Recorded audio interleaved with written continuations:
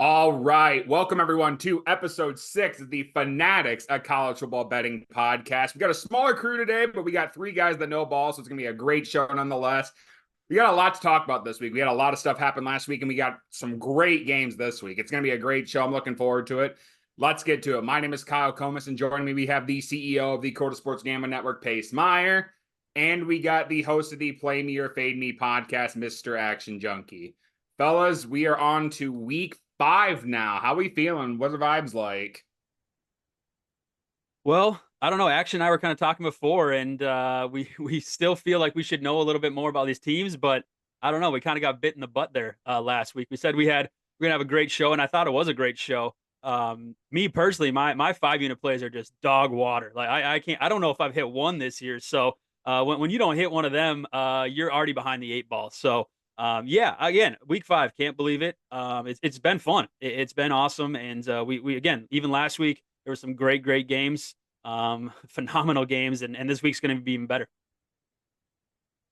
Absolutely. Action, how you doing? Well, I would be doing a whole lot better if Minnesota played a good second half against Iowa. At halftime, I felt good, but second half, I still don't know what hit us.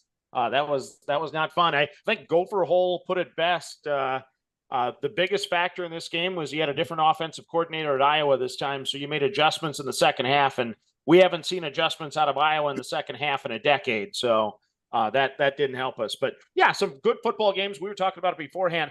That Colorado finish against Baylor, that's going to go down as one of the more memorable finishes I've seen in a long time. We saw great games on Friday night. That was a doozy for only a 3-game slate. We had 3 games go right down to the wire. So college football is not disappointing from an entertainment standpoint. It just needs to get dialed in a little bit better for me from a gambling standpoint. Yeah, I think a lot of people at the network would agree with that. I'm kind of disappointed, Action. If you remember last year on the show, you and I had a bet, and obviously Iowa lost, so I sang the Minnesota Rouser. I was really hoping you'd come with Fight for Iowa today and sing that for everybody, but we didn't have an official wager, so that's okay. I can skip that.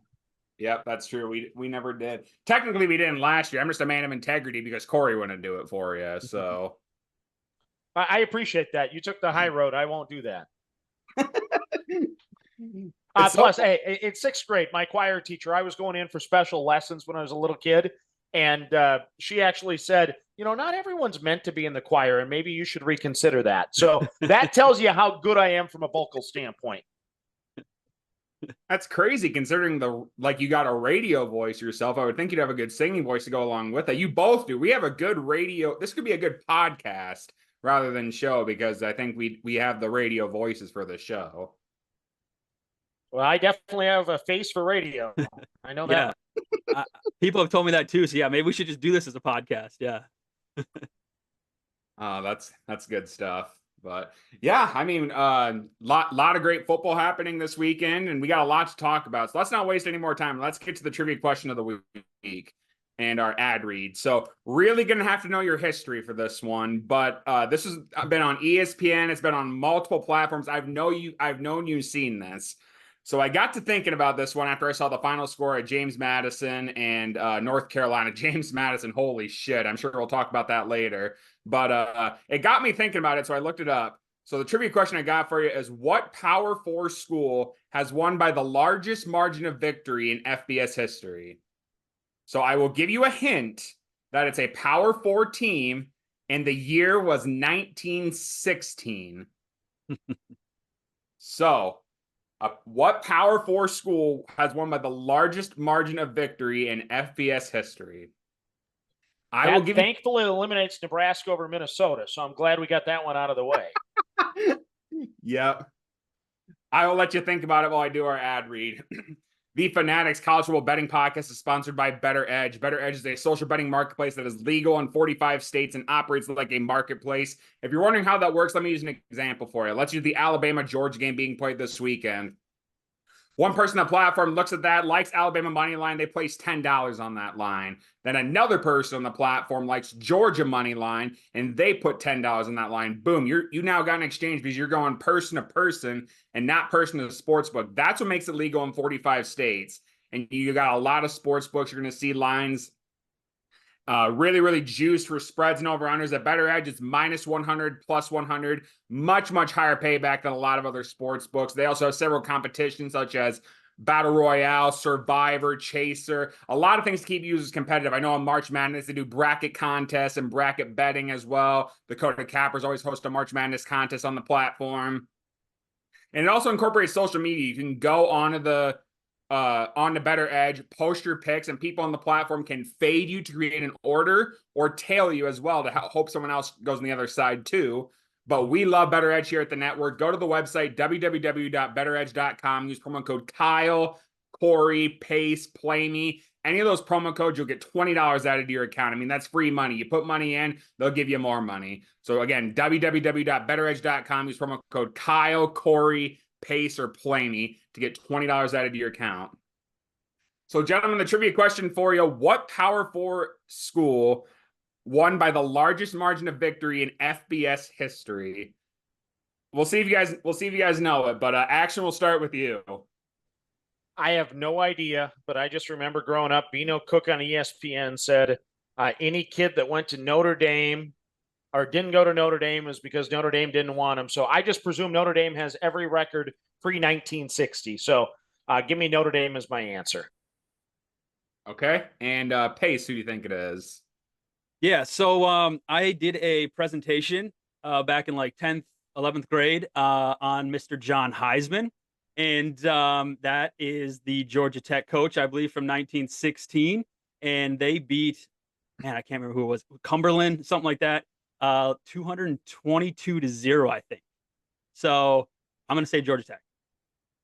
I mean, Pace just took all the thunder for me. All right. Yeah, so again, people that know my trivia history are going to be like, dude, that you looked it up, yada, yada, yada. But again, like I said, 10th, 11th grade, I had to do a presentation, and I did it on the Heisman trophy, and then that just kind of snowballed into doing, history and things like that. So, and that score just always will, till the day I die, 222-0 will just kind of always stick out to me. And against Cumberland, I love cucumbers, so like Cumberland kind of sticks in my mind too. So, yep. So yeah, Pace nailed it exactly. Georgia Tech in 1916 defeated Cumberland 222-0, and that's the biggest win in FBS history. So yeah, Pace, you got a trivia question right. That's you wondered if it was going to happen this year. You were so due to get one right. You got one right. I nailed it. Yeah, absolutely. Yeah. That was impressive. I do have a feeling one of my family members had Cumberland plus the 190, and we fell short. Your grandpa back in the day had that and was just shaking his fist. Yeah. How did we not cover? I don't even know if Cumberland's still a school anymore, to be honest. I think they lost to Georgia Tech and just said, this isn't worth it anymore. Yeah, you got to hang it up after that. Yep, absolutely. So yeah, very nicely done, Pace. And yeah, we'll put it on the board. Let's go. All right, gents. Well, hey, before we get to our Week 5 snake draft, let's talk a little bit about Week 4. Like we talked about earlier, there was a lot of crazy finishes, some surprising games in there. Let's just talk about Week 4 just for a second here. What really stuck out to you, and anything that you just want to talk about for Week 4? For Pace, we'll start with you. What really stuck out to you Week 4? Yeah, overtime kind of stuck out to me. I think there was like 6 or 7 overtime games. I was locked into that Vandy-Mizzou game. Vandy probably should have won that game. A couple boneheaded mistakes there by Missouri's head coach. And really, Vandy probably should have won that game. Again, that's 2 tough back-to-back losses now for Vandy. I think they were leading late against Georgia State in that would have been week 3, and they ended up losing. And then now they had a shot here against Missouri, a ranked team on the road, and they lose now. And now they host Bama. So, like, does it get any better for Vandy, or are these 2 losses going to be kind of the tail of the season? So, that kind of stuck out to me. Kickers, a big thing going back to Vandy-Mizzou. I think there was 10 field goals attempted in that game. And on Friday night, we obviously saw some field goals too. So kickers were a big thing for me that I wrote down on my notes. And then Big 12, road teams were 1-7, I believe, straight up in conference games here last week. So I was telling Action earlier before we started the show that I kind of like a lot of road teams this week, and a little nervous about that. So those are a couple of things that stuck out to me. All right. Yeah, absolutely. For sure. And yeah, I was kind of surprised with that game too. I had the over, and it had to go into overtime to get me that. So I was kind of thankful that game ended up going to overtime, but absolutely. And Iowa too gets the over. Iowa 4-0 to the over, Kyle. How about that? I couldn't tell you how that happened, but Yeah, I was gonna look this up, but for the show, I didn't. I'll maybe do it tomorrow. But I was gonna look up last time Iowa started, undefeated to the over. How long has it been? So oh man, it's not in my lifetime, I don't think, but yeah, so yeah, no, interesting that's nugget Chuck there. Long was at quarterback in '85. That's probably the last answer, Pace. There we probably go. probably about the time my parents were married in '85 is probably the last time I was done that. So Okay, all right. There yeah, we go. that would be my guess. But actually, what about you? What really stuck out to you week 4? Well, Friday night, we had a lot of units on the line, and the Nebraska defense did not show up. So I know Corey's not here, but that was not what I expected. Illinois was very impressive, so I do tip my cap to them. But I was just believing the hype coming in about Nebraska a little bit. I did not see them losing the football game, and I certainly did not see Illinois driving the football with the success they did. So that was a major surprise for me. Marquee game, Oklahoma going down at home. I thought Tennessee had played a nothing schedule, didn't know enough about them. And I guess that part was right. I didn't know enough about them because they were a dang good football team. And that was an impressive performance there. Michigan gets the job done about over USC. I know, Pace, you're really high on USC, and I get that. But, boy, without a quarterback, that was shocking to me to see Michigan end up winning that football game. I thought they could keep it close. Didn't know if they'd get over the top. And then we talked about a bad 6 minutes of football for Kansas State at BYU. That was a very disappointing and discouraging effort. Yeah, for Yeah. sure. And I think go ahead, Pace. Yeah, I was just going to talk about, you look at the rushing stats there for Michigan USC. Michigan 290, USC 96. Michigan 32 pass yards, and they still win the ball game. So, I kind of went back and forth. Like I said, I've been big on USC. I still am. I think USC will be fine, but just something about going to Michigan, the big house. This Michigan team, everyone kind of maybe wrote them off a little bit, right? After that loss there to Texas. I know Texas is very good, but everyone's like starts thinking, Michigan, now they're going to change quarterbacks. What's going to happen here? They're back on track. Don't count this Wolverine team out either. So again, once we start getting into conference play, this is really where 2024, the college season, in my mind, is really going to take shape here. Just these conference games. I just think it's going to be a battle in every single conference. So should be fun. Yeah, and I was just going to say, to add on to that Michigan USC game, Miller Moss is going to be a really solid QB. I really firmly believe that. That pick 6 was bad. Like, I don't know what his read was there, but that pick 6 was bad, and it ended up kind of being the part of the reason they lost too. But yeah, you talk about bad pick sixes. Avery Johnson had for sure one bad one. He didn't even see the BYU kid there on the underneath route, so he threw one there. And again, maybe this is a theme going forward, but young quarterbacks going on the road. And then now I say that, and you think about Tennessee and their freshmen, they get it done in OU there. But we got another couple young quarterbacks going on the road here this week as well. So look at Mississippi State, Shapen banged up his shoulder. Now they're going with a true freshman and to Texas. So that should be. Hopefully Texas can throw another 50 burger up on the board, but young quarterbacks on the road is something I have in my notes too, to just kind of remember as we continue for the season. oh, for sure. Yeah, definitely. So a couple of things I wanted to touch on here, and this game is completely out there. I'm almost fairly confident that neither of you two watched it, but it's something I do want to discuss.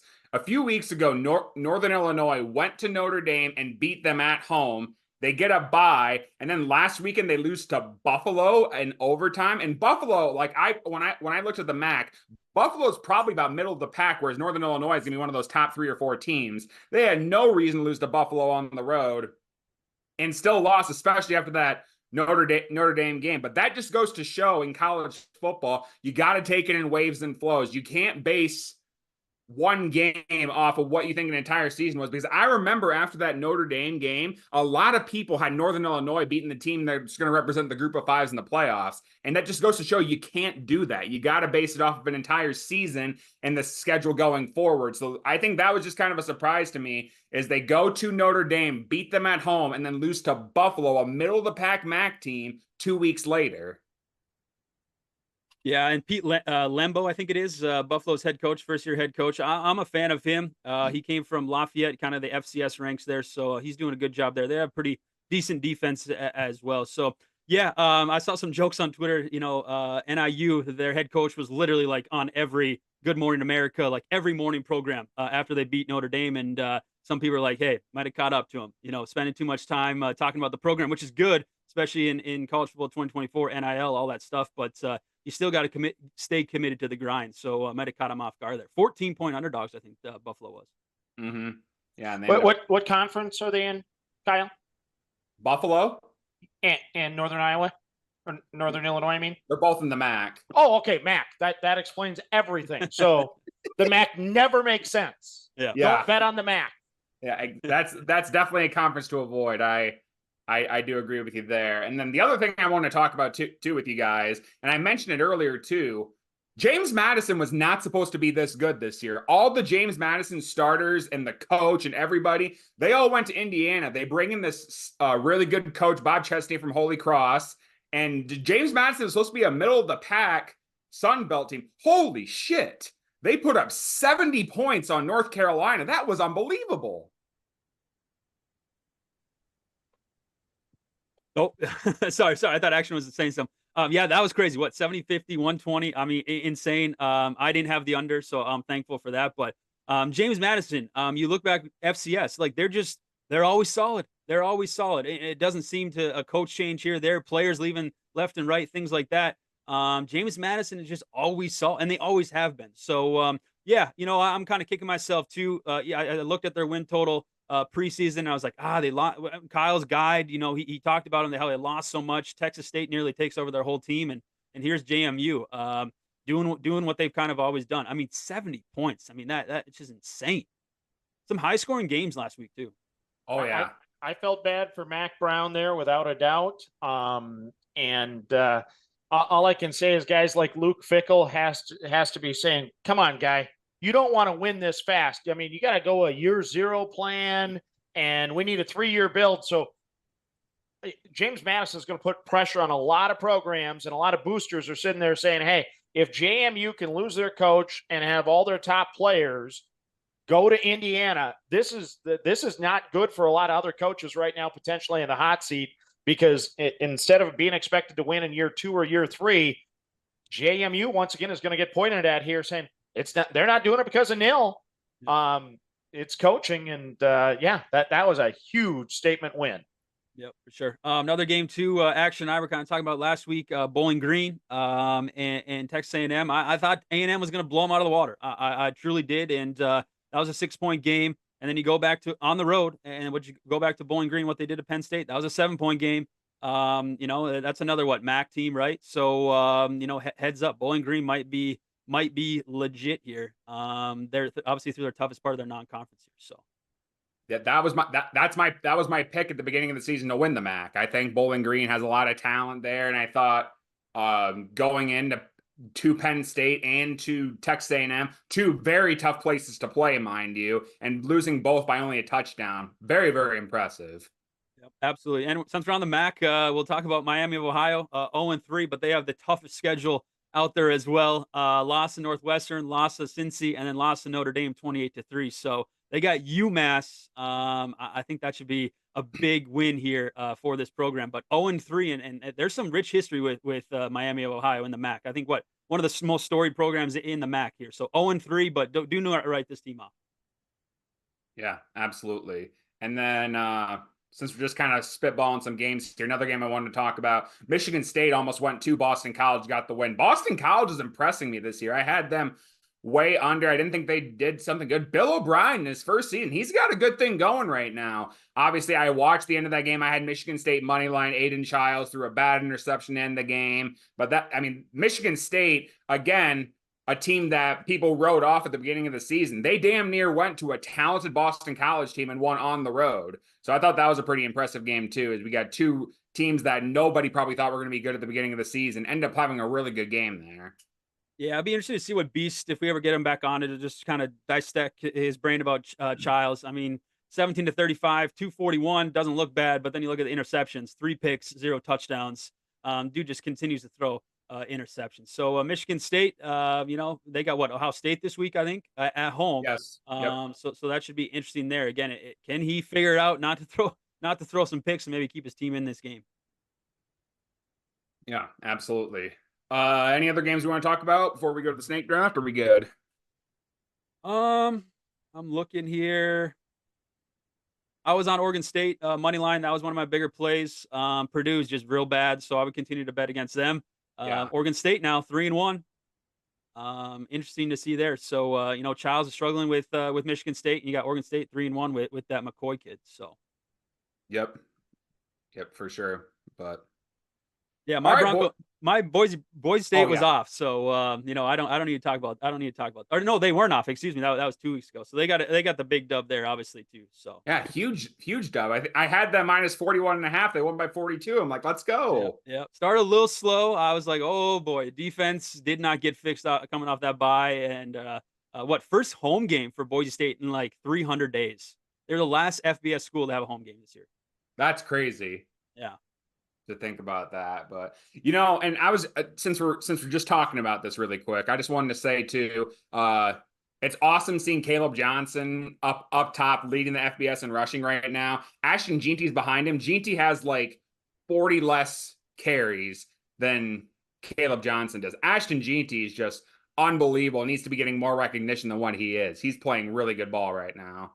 Yeah, I was watching the Washington State press conference this week, and somebody in the crowd, it was a younger voice, so it must have been maybe a student reporter, but he asked the Washington State coach, what's it like going up against the second best running back here this week, right, in Ginty? And the Washington State coach was kind of looked dumbfounded. He's like, well, who's number one? And this kid said Johnson, and he's like, oh, you're going yards by yards. He's like, yeah. So, again, tough to argue against the stats. Yep. All right, boys. Well, hey, let's that was great talking week 4, but let's dive into week 5. We got a week 5 betting snake draft. Before we do, though, I do just want to remind everybody that we do have a pick 5 betting contest that you, the fans, can compete against us panelists. We are going to start that next week. We got about 7 participants right now, so I would like to get it to 10, but again, if we don't, I'm not going to keep those 7 people waiting anymore. So if you're interested, shoot either Mr. Action Junkie, myself, or paste a DM, an email, anything like that. Let us know. We'll get you signed up. You do the exact same thing as we do. You pick a spread, an over-under, a money line, a team total, and a first half play. You'll rank it based on confidence, 1 to 5. And if you're better than the panel, you'll be eligible for a weekly prize. So if you always listen to the show and say, oh my God, you guys suck, which we have the past couple of weeks. But if you think that and you think you can do better than us, prove it here. Have a chance to win some money. We look forward to it again. Shoot one of us an email or DM. Let's have some fun. But gentlemen, let's get to our week 5 betting snake draft. So if you're watching the show for the first time, we do a 5-round snake draft. So we're going to give you 15 different plays. And I do want to make a note because I had some fans reach out to me about this. This isn't necessarily our 5 most confident plays per se. Like there might be a couple spreads we like more than our total or something like that. These are just 5 plays for the specific categories that we like the most. I did just want to make a note about that because I had some fans saying, well, are these your 5 most confident plays or are these, what are they? They're not necessarily the most confident, but they're for each category, they're our most confident, if that makes sense. Like like 2 of my spreads I like more than my total, but I just want to throw that disclaimer out there. But anyways, 5-round betting snake draft. Everybody in the panel must select a spread, a money line, a over-under, a team total, and a first half play. Round 1 is worth 5 units. Round 2 is worth 4. Round 3 is worth 3. Round 4 is worth 2, and round 1 is worth 1. If we go through the standings for last week, I won last week with a 3-2 record plus 3 units. PG came in second at 2-3 plus 2.35 units. We don't really need to talk about the rest, but yeah, just we had two guys positive units, and we weren't as bad as 2 weeks ago, but we weren't great. So we're getting better every week, and we're going to have a great week this week. I got a good feeling about it. We did the order before the show started. It's going to go action, me, pace, and then pace will have back-to-back, and then they'll go action, or me, action, and then it'll just keep going as a snake. So if we're ready, gents, let's get right to it. Action, you have the number 1 overall pick. Where are you going? Even though Corey's not here, I'm going to go first half under, and I'm going to go for the Little Brown Jug, Minnesota and Michigan. And it's the under 17.5 in the first half at a minus 118. Bottom line, Michigan, obviously in a letdown situation after beating USC last week. So I like to kind of expect a slow start from a team coming off a big letdown type of situation there. We talked about quarterback did not have great numbers in the air last week for Michigan. That bodes well for the Minnesota secondary, of course. And I know Minnesota got ran on at will in the second half by Iowa. But I do believe Minnesota's defense is a whole lot closer to what we saw in the first 3 weeks. It's not a homer play. If it's not that much closer, then I'm punting all year on Minnesota the rest of the year. I think Minnesota's going to have a spirited effort. And then the other component, PJ Fleck, he trusted his quarterback. His quarterback threw an interception in the first half, kind of switched some momentum, set up that first Iowa touchdown. I expect a much more conservative approach from Minnesota this week. It is going to be a slow the game down. So I think Minnesota is going to shorten this game up quite a bit. We're going to have a lot of running, obviously, in the first half, and I don't think we're going to have a ton of points. So I'm going to be under 17.5 in the first half. I like that a lot. Yeah. And is this at Minnesota or is this at Michigan? No, this is at the Big House. Yep. Oh, okay. Gotcha. Yeah, and I think and we noticed it in the USC game too. The first half, he kind of started a little timid a little bit, and I think Minnesota might be that way too. And I just think the scoring will be small. So I actually do like that play a lot. Alrighty. Sounds good. We'll go to me now. And yeah, Pace is right. If you don't get this first round right, you're in a lot of trouble. So this first round is tough. So I like all my plays for this week, but I'm going to go with my spread. And I'm going to do it. Iowa State minus 13.5 against Houston. Houston could be one of the worst Power 4 schools in the country. I mean, they are bad. They lost to 34-0 to Cincinnati last week, and they lost 27-7 against UNLV. Now, I know some of you are thinking, oh, they kept it close with Oklahoma. Oklahoma's not great. I'm gonna be the guy to say it. Oklahoma's not great. I don't think Houston, is a very good team at all. On the flip side, Iowa State's 3-0 this year. They had a solid win against the Hawkeyes in the Cy-Hawk game, and they have the 40th best offense in the country this year. They have an average of 425.5 yards per game on average. And I think this offense is going to be far too much for Houston. I think a 2-touchdown victory is not crazy here for Iowa State. So I'm gonna take them here, and I'm gonna take Iowa State minus 13.5 against Houston. Well, now I'm scrambling because one of my picks have been taken. So thank you. Oh, wow. Okay. Yep. I forgot you're pretty anti-Houston. You kind of always have been this year. Well, and just looking at like 13.5, I was like, I have to jump on this. Get it under a touchdown or 2 touchdowns.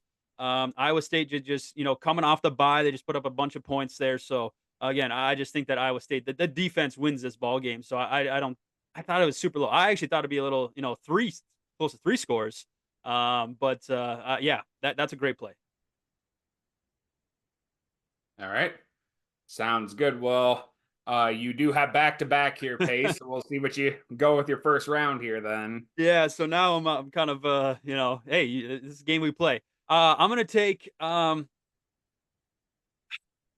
Miami, Florida minus 19.5. To get this under 3 touchdowns. I like that. Virginia Tech, their quarterback struggling a little bit.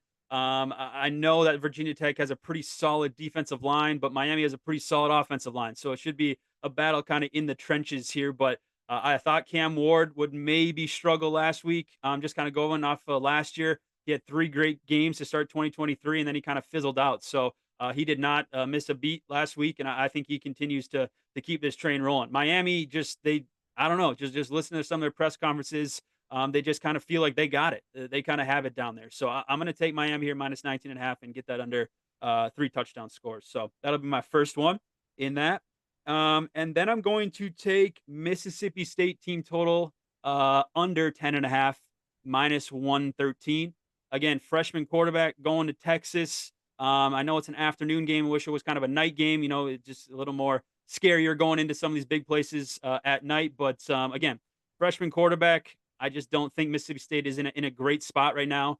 And that's your guy, right? OU guy, Levy, right, yep. Kyle?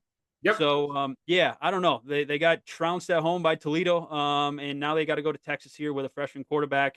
They are dealing with some other injuries. I think one of their starting running backs is out as well. So I'm going to take their team total under 10.5. watch this be 50 something to 14. So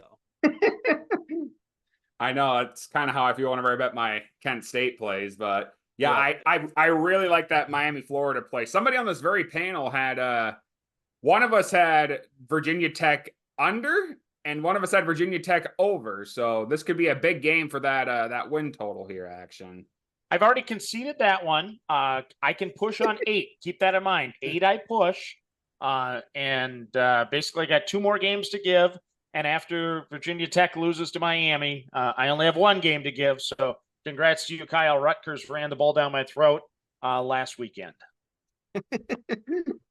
Yeah, that was crazy to think about. And then Mississippi State plays Texas, or who do they play? Yep.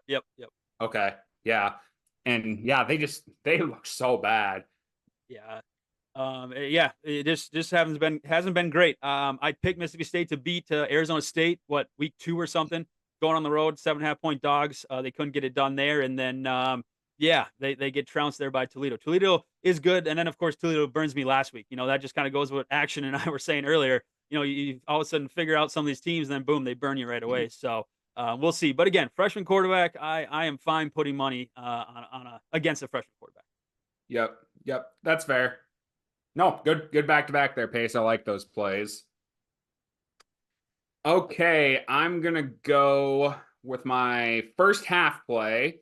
I'm going to take Indiana first half -3.5 against Maryland. I can get that at a -121. But man, the Hoosiers every single week have been surprising me. Yes, I know Indiana is basically a bigger James Madison. I understand that. But this team I thought was going to struggle this season, and they're just really, really solid. They have the 12th best offense in college football, scoring 41.7 points per game. They the 32nd best team as far as offensive yards with 451.3. And they're taking on a Maryland team who really hasn't impressed me much this year. They're 3-1, I understand that, but they lost to Michigan State at home, which is a big surprise to a lot of people. And their wins are against Villanova, Virginia, and UConn. So I don't necessarily think they're as good as the record shows. And I think Indiana's been solid all year long. So I think they could lead by a touchdown going into half. So I'm going to take Indiana first half -3.5 and get that at a -121. Right. Yeah, I have Indiana under 5.5 wins and about 2% chance that hits. So not great. Yeah. Not great. No. I had the under in my guide. My guide is looking bad right now, boys. I don't know if you guys have read all my totals. My guide's looking pretty bad right now. Hey, so, it's only week 5. There's a lot of football to go. Yep. We'll see. But yeah, they've surprised me a lot. And yeah, just a mini James Madison just tearing it up in the Big Ten right now. So all right, Action. You got back-to-back. We'll start with your second round play worth 4 units. 4-unit play here. We are going to go with UCF, the Knights against Colorado. We're going to play the team total over. And let's see which one I'm going to play it at. I am going to play UCF at over 40.5 at the -110. Bottom line, Gus Malzahn's offense looks good, right? They've been gaining 500 plus yards a game. KJ Jefferson looks like the QB we always wanted to see at Arkansas. They've had a bye week to prepare for this, so they've had 2 weeks to get ready for this. They won the shootout against TCU, 35-34. I need more points this week. Colorado, we know, has explosive players on offense, so I'm hoping that some of their drives can be a little bit faster, get me more possessions, but I think this is a kind of a statement-type game for UCF. I was going to originally play the spread, but that number's moved so much that I backed off the spread. Ultimately, I'm just going to play the team total here. I think UCF puts up a nice big number on the board. We get into the 40s and we cover this thing. So give me UCF over the 40.5. That's a massive team total, is it not? It's massive. It's crazy to do, but yeah, they've scored 57, 45, 35 so far. And I know Colorado's defense has been looking a little bit better here lately. But Baylor still moved the ball. And once again, I don't think Baylor's offense is on par with what UCF has. And, Nebraska pulled off the Dogs and, they still scored 28. So, yeah, it's going to take, 5, 6 touchdowns here, but I think we'll get there. Well, don't get me wrong. I think they covered that. I just thought that team total was very high, but I think they cover it though. I like the play. Yeah, it'll be interesting, that's for sure. And then on the flip side, I know my lock of the week, a lot of people rolled eyes on last week. You're going to roll eyes again. I'm going to go Florida State and SMU for the game under the 48. Situational spot again for me. SMU put like a video game number up last week against TCU, but that one was for the Iron Skillet. So this is going to be a letdown, even though Florida State's got the name recognition. They finally beat Sonny Dykes, the coach that left them. There's just that natural letdown. Plus, you had a crazy game with weird plays happen. I mean, we saw a coach get kicked out. When's the last time we saw a coach get kicked out in college football? In Sonny Dykes to get kicked out of that game in the third quarter. And Florida State, we know they're not going to air it out on you, right? They're not going to put up a massive number offensively and all of a sudden have this explosion. At least I don't think so anyway. So I think what we saw the blueprint last week against Cal, they're just going to play good defense, have good special teams, have good defense. They want to keep this as low scoring as they can. And what I saw Florida State's defense do against Cal last week, it reminded me of what Florida State could or should be this season. And 48, I don't know how many Florida State's going to score anyway. So 48 points, I think they're going to keep SMU to a decent number, and this game's going to stay under the number. That's my second pick taken. There we go. Oh, wow. And a 3-person panel pace. You sound like me. I know. I didn't think it'd be me, but here we are. That's crazy. That's crazy. Yeah, we had a 6-person panel and not many picks got stolen, but in a 3-person, we got 2 already. Yep. Yeah, I like that pick a lot, Action. I think you said it well. They need to rely on their defense and their special teams, because if they're relying on DJU to win games, they ain't going to win many games. So, nope, I like the play. And I think I might end up tailing that on Saturday. So, yep. So I like it. But all right, I'm going to go to my money line here, and I'm going to go with a Big 12 underdog and take BYU on the money line at a plus 148 against Baylor. I believe the Cougars are another team that have also really surprised me this year. I wasn't sure how they'd be to start the season, but Jake Reslav, I know we've talked about him a couple times in the show. He's been solid so far this year. He has just shy of 1,000 yards, 9 TDs to 3 INTs, and they've beaten the likes of Kansas State, SMU. Meanwhile, Baylor, they lost a heartbreaker to Colorado last game that we talked about already. And I just don't think Baylor's that good this year. I think getting an undefeated team at plus money, I think there's something to that value-wise. So I'm going to take advantage of that with my 3-unit play and take BYU on the money line at a plus 148. There we go. I'm on the other side, so I'd say it's a good pick, but I'm on the other side, Kyle. So okay, fair enough. We'll have to get an order on Better Edge then. Yes, you and I. Absolutely. All righty. I'm gonna take. Let's see. I'm gonna take Kentucky Ole Miss under 53. This is Ole Miss's first morning game, 11 o'clock. And again, when these two teams play, it kind of always seems to be a physical battle. So Ole Miss is still we're waiting. We maybe thought Wake Forest was a defense that would give them a little bit of fit. So I think this Kentucky defense is 6th in the SEC. Ole Miss has a top defense in the SEC at the moment. So I'm going to take under 53 in this one. Yeah, I like that. I like that a lot. And yeah, two really solid defenses. When you see two really solid defenses in the 50s, you take the under. I like that a lot. Yep, for sure. So I could, like I said, I looked up and down the board and I was like, I just don't see. I like this under just much more than anything else. So compared to the over. So take the under on that. All right. So then I have what? I have a first half and I have a money line. Is that correct? Yep. Yeah. So money line, I'm going to take, and Kyle, you might have to check me on the rules there. NC State money line minus 235. Does that work? Yeah. Okay. So I'm going to take NC State minus 235. NIU obviously coming off the loss of Buffalo. They beat Notre Dame. We've talked about it. I think this could be a close game. Going against NC State, I know is not great considering what the heck is going on with that program, especially defensively. But CJ Bailey comes home. He's been looking decent, and I think he can get his first W as a freshman here. So I was thinking last week, he's probably going to transfer after this season, so he's getting some experience as a freshman in the SEC or in the ACC here. I know it's not a conference game, but I'm going to take them on the money line, minus 235. How long is McCall out for? Do we know? I'm not sure, but I do not think he's back this week. I know their coach said day to day, but like, I don't know. He said that with their last quarterback that they had. Who was that one kid that tried to go to the NFL? That NC State QB that was really good. Armstrong. No, there's another one. I thought he was a lefty, maybe. Gosh, I'll have to look it up. But Yeah, he look it said up that. and let me know. Yeah, he said that guy was like day to day for like weeks on weeks on weeks, and he never played. So I think he's doing the same thing with McCall here.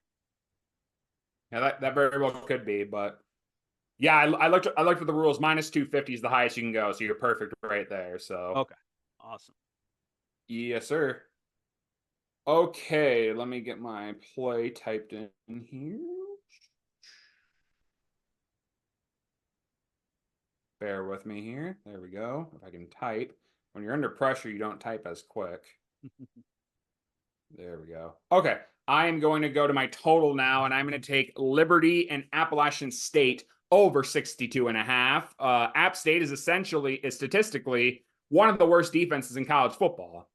They're allowing 44.3 points per game. Liberty's defense has been solid, but they haven't played an offense like Jackson State. They haven't seen a quarterback like Joey Aguilar. I can very well see both these teams being in the 30s. You got, like I said before, you got a really solid QB matchup. You got Caden Salter for Liberty. You got Joey Aguilar for App State. I think these offenses are going to need to score points because I don't think these defenses are going to keep up with each other. I think it's going to be a high-scoring affair. And again, with bad defenses and good offenses, that just screams over to me. So I'm going to take Liberty and App State over 62.5.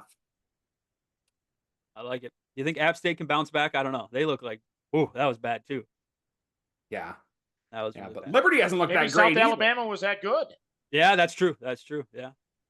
I actually have App State on my list. I am going to probably play them plus the 3.5 in that game. There we go. I agree with Kyle. I think there'll be some points on the board, though. All right. Love it. Okay. Well, we'll keep on moving then, boys. Action, you got back-to-back to end the snake draft. So we'll start with your fourth round play here. Well, I'm going to get booed off the show for this one, I think, based on what I've heard from you guys before. I'm going to Washington State on the money line plus the 240 over Boise State. That is on the Smurf turf, but I'm going to take Washington State all day long.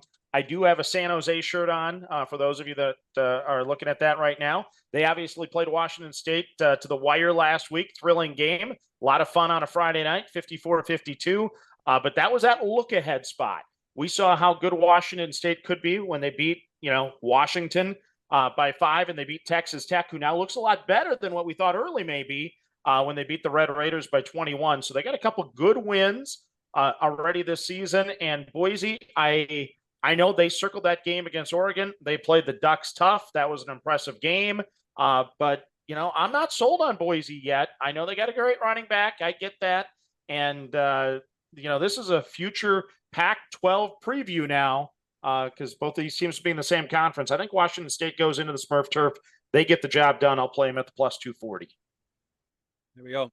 Can't be mad at that because I like Washington State on spread. But Boise will get the win here, action. But I do think this is a close game, 3-point game. Okay. Wrap around, by the way, just give me Washington State plus the 7.5. There's my insurance play.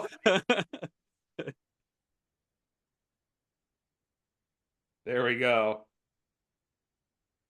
I was planning to do a South Alabama on this show, and I was going to go all 5 bets on the same game, but I decided not to. I may save that for a future week. There we go. Do that when we got 6 guys on here. I was going to say, if you guys watched the show last year, you'll remember Action had every single possible bet on South Alabama against Oklahoma State, and every single one smashed. So he won, I think, 17 units or something that week because it was his upset, his lock, and then all 5 of his snake draft plays, all South Alabama. It set up my year. I could coast after that, and I did. Yep, you pretty much did. All right, sounds good. Let's see, 5th round here. I'm going to my team total. I'm not going to be a big rah. You guys know where I'm going. Kent State team total under 16.5 minus 120. This team stinks. Oh my God, this team stinks. They average 8 points per game this season. That's 4th worst in college football. And they have the worst offense in college football, only averaging 130.3 yards per game They are bad, bad, bad. They had 67 total yards against Penn State. They had 58 total yards against Tennessee. This team just simply is not good. They were horrible last year. They did nothing in the portal to make themselves better. I'm going to continue to bet it until it fails me. Kent State team total under 16.5 at a -120. Oh, I mean, they haven't scored in how many quarters? I mean, Kyle, I laughed last week. I'm like, this number dropped it. Well, actually, I think it got taken off the board with several books, by the way, because you got it at 3.5, and then I saw it at 2.5, and then before I knew it, it wasn't even anywhere to be found. I think the only bet I could find was Penn State to pitch a shutout, and yeah, it was a lock. Good call. Yeah, I was like looking at every book, Kyle, to see where you got 2.5, 3.5, because Bovada only had at a half. So I took the under there and it hit, but I would have liked 2.5, 3.5. FanDuel actually had 3.5. Okay, yeah. See, the benefit of living in Iowa. Yep. For one of the first states to legalize sports gambling. You can say a lot of bad things about Iowa, but God damn it, we were ahead of the curve when it comes to that. I love Iowa, man. The cornfields, like it feels like North Dakota to me. So I like Iowa. No hate for me here. Iowa's growing places. I saw the sign when I would drive to Mason City when I worked in Mason City. There you go. Yes, sir. All right, sounds good. Pace, looks like you need a first half play. Yeah, I'm going to take first half under 28, -115 in BC, Western Kentucky. If you just kind of look at what Western Kentucky's done, obviously they got that nice win over Toledo there. I was on Toledo, but that was 26-21, very physical game there. If you look at BC, and I think they're 1-3 to the under as well. So I like that. And BC, they played some games too, but other than DeQueen or however you say it, DeQuesnia, I know that's not how you say it, but however you say that school, a lot of their games have gone under as well. So I just don't think we're going to see 4 touchdowns here with two teams that are coming off 2 physical wins there. So I'm going to take the under 28 there. I didn't know what to think of that play, but the more you explain it, the more I really like it, actually. I think that makes a lot of sense. Yeah, so I don't know. I just feel like it's going to be a slower first half. Yep, I like it. All right, boys, well, I'll read through our teams quick. We'll talk about honorable mentions, then we'll do upsets and locks to round out the show. Action, Minnesota, Michigan, first half under 17.5 at a -118. UCF, team total over 40.5 at a -110. Florida State, SMU, under 48. Washington State, money line, +240. Washington State, +7.5. Kyle, Iowa State, -13.5. Indiana, first half, -3.5 at a -121. BYU, money line at a +148. Liberty, Appalachian State, over 62.5. And Kent State, team total, under 16.5 at a -120. And Pace, Miami, Florida, -19.5. Mississippi State, team total, under 10.5 at a -113. Kentucky, Ole Miss, under 53. NC State moneyline -235, and Boston College, Western Kentucky, first half under 28 at a -115. So, gents, we'll go through honorable mentions here really quick. Action, any plays that you like that you didn't put on the card? Definitely leading Kansas State minus the 5.5 against Oklahoma State. We talked about it before. Kansas State off of a loss. They're like 8-0 against the spread. Climbing as a touchdown or less favorite at home. Money in the bank historically. Revenge factor there as well because Oklahoma State beat them last year as an 11-point underdog. So I do like the Wildcats to bounce back there. And off the radar, well, not an off the radar one, but another rivalry game. But Matt Brown, did he want to resign? Does he not want to resign? I don't know what's going on there, but he's going against his former defensive coordinator who he fired at Texas and Manny Diaz. For some reason there, I think that'll be an intriguing game. I actually like the under 56. I think the defense maybe responds for Mac. I think we see a low-scoring game because once again, North Carolina doesn't look like a 50-point offense either to me, based on what I saw earlier in the season. So I like the under 56 there. Modern-day hate game, Georgia State, Georgia Southern should be a whole lot of fun. I kind of like Georgia State in that game in a revenge spot, rivalry revenge spot. Southwest Classic, oh boy. I really think stock is going up on Arkansas. Sam Pittman has his offensive coordinator and Bobby Petrino back in town.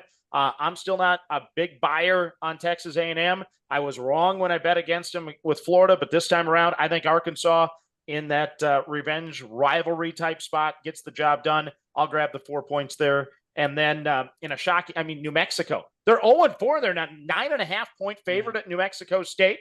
I can't say the former coach of New Mexico State's name, otherwise people will get mad at me. But that one kind of jumped off the page. It's like 9.5 for real. They're 0-4. Those are the ones. Oh, and then hey, UNLV. Are we ever going to give them respect? None of us picked UNLV -3.5 against Fresno State. I feel like at some point the Rodney Dangerfield of college football needs to get a little respect, and one of us needs to bet on the Running Rebels. Yep, there we go. K-State 2, I don't think he's lost back-to-back games since Kleiman's been there. Intern might have to fact check that, but I think I did hear that. So. Yep, absolutely. Pace, I know you got a lot of picks stolen from you, but any honorable mentions you got? Yeah, I think Oregon, UCLA, I think that could go over 55. Little late night game, 10 o'clock our time, Central Time here. So I think there could be some points there. UCLA scored more than I thought they would against LSU. Now they come back. Oregon seems to kind of be, trending in the right direction. So I kind of like that over. Arizona, Utah, I like the under 49 in that one. I like Washington State. Again, nothing against my Broncos. I just do think that is too many points. And I am worried about Boise State's defense. I know Portland State, yeah, whatever. But again, that's FCS school, so it's Portland State. But I just don't. I haven't bought into that defense on the blue turf yet. So I also like Air Force on the road against Wyoming -4. And we didn't even talk about the biggest game of the weekend, right? Georgia Bama. I'm gonna take Georgia -2.5. I like that play there. Yep, I'm right there with you. That was one of the plays I was going to say as an honorable mention too. I do like Georgia a lot here. I think Kalen DeBoer is going to have a big eye opener here in the SEC. I still think they're going to be a solid top tier SEC team, but I think they are going to have a wake up call here. So I do like that play a lot as well. Kyle, you're Mr. Trivia. Quick question for you, real quick. Last time Alabama was an underdog at home. Boy. I doubt it was during the Saban era. It was his first year. Saban's first year is the last time Alabama was a dog at home. Wow. That's crazy. There we go. Yeah, that's crazy to think about. But then just a couple other plays I had. Friday night game, I like Rutgers -2.5 against Washington. I think they can beat Washington at home. I like that play a lot. Tulane, I think they're on a good streak right now. I like them -6.5 against USF. Memphis, disappointed me last week. I've been big on Memphis all week. They played Pace's what he called the worst team in college football, Middle Tennessee State. I think they can cover that spread as well. And then Wisconsin USC, that totals at 51. Wisconsin likes to play slow, so I kind of lean towards the under in that game. So that was the other play I had as well. Yeah, and I like Wisconsin there +15.5 too. USC coming off that big game. Like Kyle said, play slow. I'm not saying they can win this game, but keep within 2 touchdowns. Absolutely.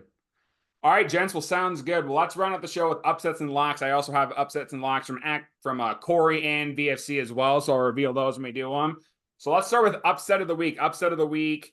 By the way, I don't know if you guys struggled with upsets of the week. There's not many underdogs of 7 points or more this week. It's very, very close spreads this week, but upset of the week, how it works is you have to have an underdog of at least 7 points, and they must win outright to get you the win.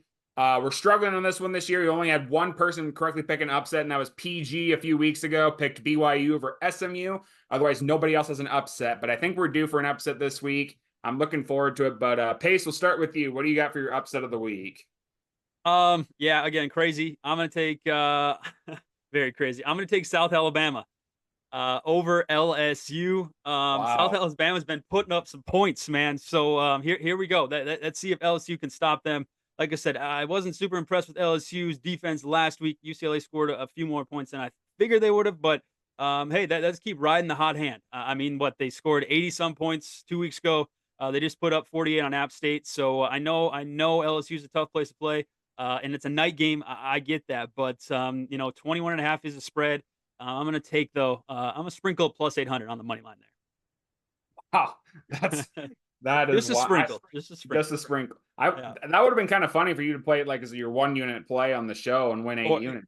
Yeah, I just come out hot and South Bama 5 unit play. Here we go. Yep, absolutely. I love that. When you hit Stanford last year, what was that spread? Was that? It was +300. I'm pretty sure. +300. Were they like +10 or something? Oh, I think they're a bigger dog than that. Were they bigger than that? Yeah, I'm almost positive. I'll look it up, but Because you took that as your 4-unit play, and I'm pretty sure you won 12 units off of that. Yeah, I should have just retired. That should have been my final show. Well, Action's looking that up. I'll do my upset of the week. And yeah, it was tough for me to choose upsets. I'm not a fan of this upset at all, but I'm terrible at upset of the week this year. But I'm going to tail Action on one of his plays. I'm going to take Washington State over BYU. I would like them a lot more if they were at 6.5. I liked a lot of 6.5 underdogs to win outright, but since it is 7, I just chose that one. Washington State's 4-0. They're playing really well. They had a crazy win last week against San Jose State. I know a lot of the guys at the Code Sports Gambling Network stayed up and watched that whole game. So they had a crazy game there, and I just think they could surprise some people and upset Boise State at the Blue. So I'm going to take Washington State over Boise State as my upset of the week. I disagree, Kyle. I think that's a terrible play. I disagree. That's honest. Yeah. Action, wrap it up for us. What's your upset of the week? Well, I mean, I don't know what to do. I pick Washington State in 2 different spots, so obviously I like Washington State, but when I look at an upset of the week, I look for a formula to an extent. I love a team off of a bye week. Okay. And I have a team in mind coming off of a bye week. I like to go against a team that just played a big, massive game. And I have a team in that spot. And this is a big number. It's not as big as the 12-13 it was last year when Stanford upset Colorado, but I'm taking Arizona at Utah. Oh, okay. 2 weeks ago, a lot of people were high on Arizona. You got a good QB. You got very talented receivers. I never know if Cam Rising is going to play or not. I guess I'm not sure. But it checks all the other boxes for an upset. So yeah, I'll go with Arizona. Go. All right. Sounds good. I like it. It feels like Utah too is just like, dude, like it just the games they played, Baylor, that was weird. Even last week, I know OK State was kind of really out of it, but made a little bit of a comeback. It just feels like Utah is due kind of to get tripped up here. Yeah, even without Rising, they're playing pretty solid so far this year. I think when Rising comes back, they'll be a force once again, but who knows when that will be because Whittingham never reveals it to anybody, so you never know. But yeah, if he does come back this week, you could be rusty for me. Yeah. So there's a lot of wild cards that could work to my benefit there. Yeah, absolutely. Last week, head coach said that he didn't even say he was going to play. The wide receiver came out in a press conference and was like, "Yeah, Rising's playing Saturday," and then he never did. So like, I don't know if anybody knows what's going on with him, right? Even in that. Yeah. And then Corey and VFC not on the show today, but they did submit upsets for me. We talked about the game, New Mexico State over New Mexico. He's taken for his upset of the week. And then VFC is taking Sam Houston over Texas State as his upset of the week. Yep. That's a tricky one, too. I think Sam Houston State could be my first prop that I cash. I had them on the over 4.5. That's a neutral site game. That could be a dangerous game for Texas State. Yep. Absolutely. What's Sam Houston, 3-1? What's that? What's Sam Houston? What's their record right now? Good question. I believe should be 3-1. I believe 3-1. Okay. Let's look it up here. We'll do some on-air research. That's the Colonial. I don't want that. Yep, 3-1, and Texas State's 2-1. Yep. All right, boys. Well, let's round up the show with locks of the week. Lock of the week again, very, very simple. If the lock hits, you get a win. If it doesn't, you get a loss. It's as easy as that. Current standings right now, I'm leading the lock of the week contest with a 3-1 record. VFC not far behind me at 2-1. Pace and Corey tied for third at 2-2. Action is 1-3. And PG is in last right now at 0-2. So let's go through our locks of the week. And Action will start with you for your lock of the week. I'm going to go with my 5-star. I'm going Minnesota, Michigan, first half under 17.5. I'm not going to waver. I'll regret it otherwise. I need a W. Let's take the W. What was Action's lock record last year? 13-3. Yeah, okay. All right. I just wanted to. I'll get on a heater here at some point, Pace. I hope. I was due for regression, right? And That's the regression true. happened a year later. Yeah. And then since Corey's tied with Pace, I'll read Corey's quick here. He's taking Maryland, Indiana, first half over 28. It's his lock of the week, which kind of goes against what he does. Normally he does first half unders. What's that about? Interesting. Yeah, first half over 28 at -120 is his lock. But Pace, will go to you with your lock of the week. Yeah, Kyle said it earlier in the snake draft. Iowa State -13.5. I think that's a lock. Last time they started 3-0, they ended 4-8. They're 3-0 now. You got to figure that they're talking about that in the locker room. Some bulletin board material up in that locker room. I know it's a road game, but I'm just not a firm believer in Houston. And 13.5. I love the number. So give me Iowa State on the road to take care of Houston. I mean, they just put up 52 points last week. This team is solid defensively and a sneaky pick there in their conference to maybe come out on top. So give me Iowa State -13.5.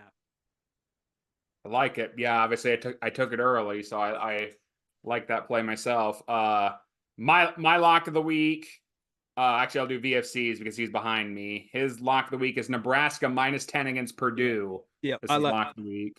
Yeah, that's on my card too. I think they bounce back. Yep, I agree. I like that play as well. And then to round out the locks of the week, I once again my favorite play I did not put in the snake draft, so I didn't lose twice. And we talked about not betting MAC teams. That's exactly what I'm going to do this week. I'm going to take, and we talked about them earlier, I'm going to take Bowling Green -9.5 against Old Dominion. If you listen to any of my preseason shows, you know I'm big on the Falcons this year. I think they're gonna win the MAC. And even though they're 1-2, like I said, they lost at Texas A&M by 6. They lost at Penn State by 7. Their only victory this year, they played Fordham and won 41-17, and they've gotten a lot better since week 1. I think those 2 games are going to make them better. And Old Dominion's 0-3. They lost to South Carolina, Virginia Tech, East Carolina, and they didn't really look great any of those games. And I think Bowling Green can win by double digits here. I like the Falcons a lot this week. So my lock of the week is going to be Bowling Green -9.5 against Old Dominion. I like it. Sweet. Before we jump off, what do you guys think? Louisville, Notre Dame. That's another ranked matchup there. Thoughts on that game? I think this is a under. Yep. Notre Dame can't pass, can they? Yeah. No. I was going to say Notre Dame total under. I know it burned me a couple weeks ago, but Riley Green just threw his first touchdown pass last week. He has 1 touchdown this year. So. Yeah, Riley Leonard hasn't been. Riley Leonard. Yep. You're thinking of Taylor Green. Thinking of Taylor Green. I'm thinking of the green kid from West Virginia. I think a lot of greens there. Yeah. Yeah, I like the under as well. If I had to pick a side, I think Louisville wins. I think so too. Ooh, action. I like Notre Dame. I wouldn't bet Notre Dame to cover the number. Yeah. But I think Notre Dame will win the game straight up. Now against the spread, I'm not sure, but the under to me is the stronger play, the strongest play there. Yep, for sure. All right. Okay. Sounds good. Well, boys, I will see you both next week. I'm looking forward to it. We'll talk some more ball, but that's going to do it for this episode of the Fanatics, and we will see you guys next week. All right. Peace. Good luck, boys. See you, fellas.